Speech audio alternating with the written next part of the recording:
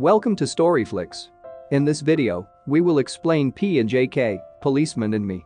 This movie tells the story of a high school girl who follows blind dates by pretending to be a university student. On the blind date, she meets a policeman who falls in love with her. But unfortunately, after knowing their respective ages, they seem doubtful about their closeness. So, will they finally be together? Let's find out in P&JK, Policeman and Me. P&JK, Policeman and Me tell the story of a first-year high school student named Kako Motoya and her friend, Mikado Yaguchi.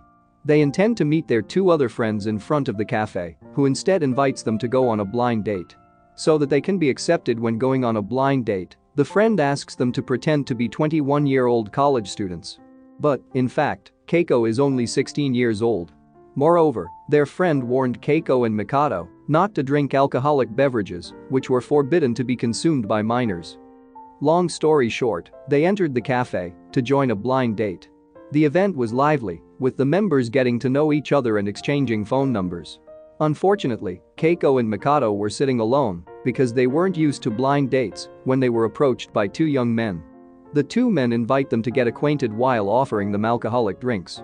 Kako and Mikado were confused about refusing the request, even though they couldn't refuse because the two young men kept forcing them. Finally, when their position was getting cornered, another young man came to their table and immediately drank alcohol in front of Kako. Kako was stunned to see the young man actions named Kota Sagano, so when the event was over, she looked for him to thank him. After saying her thanks, Kako asked permission to go home because it was late and she had to catch the last train. Hearing that, Kota looked at the clock and realized that the last train was coming soon. Kota invites Kako to run after the train. In the middle of the trip, Kako was left behind because she was caught in the crowd, making Kota hold her hand while running. Unfortunately, as soon as they arrived at the train stop, the last train had just left. They have no other choice but to walk while looking for a taxi. While having a conversation, Kota finds out that Kako doesn't have a boyfriend yet, which makes him invite her to meet again to get to know each other better. He again asked how long she had lived in the city. Without thinking any longer, she answered 16 years, which confused him, even though he immediately realized that she was not 21 years old, but only 16 years old. Knowing that her identity has been revealed, Kako admits that she pretended to be 21 so that she could join a blind date with her friend. Naturally, Kota was annoyed and immediately sent her home. Kako, who is already interested in him, desperately asks for a phone number, which is immediately rejected by Kota, who is increasingly annoyed that he is already dating a minor. Finally, after being rejected, she apologizes and leaves him to walk home. Kako walks home alone and unfortunately gets lost in an alley where many young boys hang out. They tried to tease Kako, which made her even more scared. Then, she saw her classmate, Hezuki Akami, who even pretended not to know her among the crowd of boys. Kota apparently catches up with Kako and sees her being bullied by a crowd of youths. Kota ran over and shouted for the boys to stop bothering Kako. He issued a police badge, revealing his identity as a police officer. He arrested one of them when they didn't let go of Kako either. But unexpectedly, Hezuki, who was previously recognized by Kota because he was often involved with the police, was about to hit him from behind. Kako sees Hezuki about to hit Kota and runs to stop him. But unfortunately, Hezuki's punch hit Kako's head and immediately made her fall unconscious. Kako was immediately rushed to the hospital. After ensuring she gets treatment, Kota meets Kako's parents, who rush to the hospital. He apologizes for neglecting to take care of Kako until she goes home alone. In addition, he begged to be allowed to keep her to atone for his mistakes. Finally, Kako's parents understand and go home from the hospital after allowing him to care for their daughter. The next day, Kako wakes up and sees Kota protecting her by the bed. Instead of being angry because she was injured because of him, she actually praised Kota's actions when fighting and capturing the delinquent youth was very cool. Even so, Kota reiterated that he could not possibly be close and dating a girl who was only 16 years old. Even though he explains his status as a police officer makes it impossible, she is still annoyed and tells him to go home. But unexpectedly, instead of leaving after Kako covered herself with a blanket, Kota asked her to marry him. Kako is surprised and takes off the blanket, asking if Kota understands his words. He confirms his sincerity and seriousness in being able to marry her. The scene shows Kako, discharged from the hospital, and is starting to do her usual activities. She returns to school and is greeted cheerfully by her classmates. After school, Kako is in a hurry to get home because later, Kota will come to meet her parents. Sure enough, Kota formally introduced himself to Kako's parents before apologizing for the incident that led to Kako being hospitalized. After that, he asked for their blessing to marry their daughter. Kako's parents are initially shocked that Kota is 26 years old, 10 years older than their daughter. Despite trying to convince Kako's father about his seriousness and commitment, Kako's parents still did not give an answer to the proposal. Kota finally returns, but Kako chases him outside the house. When they were alone, Kako said that they were not officially dating. Instead, she revealed her desire to be proposed to on a Ferris wheel. Kota didn't respond to Kako's words and just laughed. Even though he finally invites her out on a weekend date. Back home, Kako feels very happy because she will marry Kota. Kako's mother apparently felt the same and expressed her feelings while eating the cake that Kota gave to Kako. Kako's mother's words make Kako sure that she will be able to get the blessing for marriage. On the other hand, Kota returns to the police station and goes to his boss to ask permission to marry a younger girl. Kota's superiors at the police station gave his approval despite his astonishment. The weekend arrives and Kako and Kota meet up for a date at a restaurant. Kota shows his concern by giving her a danger sign keychain, hoping that she will be able to get help if she is again disturbed by gangs of young delinquents in the future. After that, he explained the reason for asking to marry her and not being able to date her. Apparently, Kota avoids the gossip that might arise if a police officer is dating a high school student. After the date, in the evening, Kota meets Kako's father. They talked until, finally, Kako's father gave his blessing on the condition that he could hit Kota to vent his emotions. Kota then allows Kako's father to beat him. He doesn't even budge when he gets hit after hit. After beating Kota, Kako's father ordered them to postpone the pregnancy because Kako was still in school. Kota is relieved after getting his blessing and starts planning to propose to Kako as she wishes. But first, he invites her to ride a Ferris wheel and then officially proposes to her by giving her a ring. Kako keeps a secret about Kota's marriage plans and proposal at school and only tells Mikado. But in class, Hezuki actually looks to be watching Kako from afar. After school, someone in a doll costume helps Kako when her groceries fall. Apparently, in the doll costume is Hezuki, who is doing part-time work. He invites Kako to sit down for a chat and he apologizes for his actions that night. She cheerfully said she had forgiven him, especially since things were fine. Not long after, Kako saw Kota walking alone with a woman.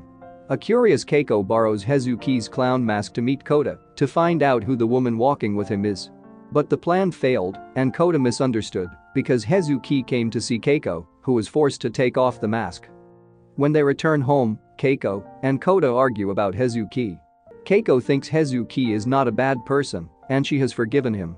But Kota insists on his opinion that Hezuki is a criminal. The debate irritated Kako, but Kota managed to calm her annoyance and made her smile again. Kako's friends cheered enthusiastically about the planned cultural festival the next morning at school. However, contrary to the enthusiasm of the other classmates, Hezuki sneaks out of the classroom and plans to find additional work. In the shopping area, he bumped into Kota, who was on patrol. Kota seems to know about Hezuki's predicament and intends to help him, but Hezuki rebuffs. Hezuki's condition at home was apparently not very good. When Hezuki arrived home, his mother was getting ready to go to work when his stepfather came and asked him for money. At this time, it was revealed that his stepfather often beat Hezuki. On the other hand, Kako is drawing the design of the clothes Hezuki will wear for the cultural festival. However, when she saw the hanging Kota's work uniform, she lost her focus on drawing and went to hug the shirt. Kota apparently saw Kako hugging his shirt and immediately quickly put it on and then asked for a hug from her. Unfortunately, the romantic atmosphere didn't last long when Kako asked about Kota's late father. Talks about his late father upset Kota, where he was reminded of the bad things that happened in the past. Back at school, the students are busy preparing for the cultural festival. Unlike before, where Hezuki never mingled with friends, he actually came to help his friend design clothes. At home, Kota comes home after busy work managing traffic. Unfortunately, after rummaging through the fridge and cupboard, he realized they didn't have any food. He finally came to Kako's school. But instead of having sweet times with Keiko, she asks about the continuation of the Hezuki case, which irritates Kota. They argue again because of this misunderstanding, which makes Keiko say that she wants Kota to open up about his past and share his sadness with her. Keiko's tears are unbearable when her request doesn't change Kota, who remains cold and chooses to keep his feelings to himself. Finally, she returns to school and Hezuki apparently sees Keiko, who is crying alone, so he tries to comfort her. At the police station, Kota received an emergency call and immediately rushed to the scene. It turned out that the emergency call came from Hezuki's house, where there was a big commotion between Hezuki and his stepfather. When Kota came in, the house was in complete disarray and Hezuki has huddled alone with a wound. He then convinces Hezuki to report his father's actions so that he can arrest and bring Hezuki's stepfather to the police station. The scene shifts to the school, where the cultural festival is about to start, but Hezuki doesn't come. Hezuki's friend, Jiro, is worried that he intends to come to Hezuki's house. Keiko and Mikado, who heard about it, went together to Hezuki's house. But what a surprise, when they arrived, Hezuki's house was still a mess and Hezuki's condition was full of wounds. They help tidy up the house, although Hezuki initially refuses. He expresses his doubts about continuing to participate in the cultural festival, which finally makes Keiko convinced that they have prepared everything, including the uniform for him, so he had to come. The attention and affection of his friends made Hezuki cry. The day when the cultural festival was held made Keiko very happy. Kota apparently came to school on that day, even wearing a school uniform. When they are alone in class, Keiko tries to kiss Kota, but the classroom door opens, so they decide to run away together. Kota finally changes back to wearing a police uniform and is about to buy food with Hezuki when a group of young men he once arrested at the school intends to take revenge. They follow Keiko, and when she is finally alone, they kidnap her and take her away in a car. Kota and Hezuki saw the kidnapping and ask Hezuki about their base. They have devised a plan to free Keiko in the evening, where they will disguise themselves as school students to infiltrate.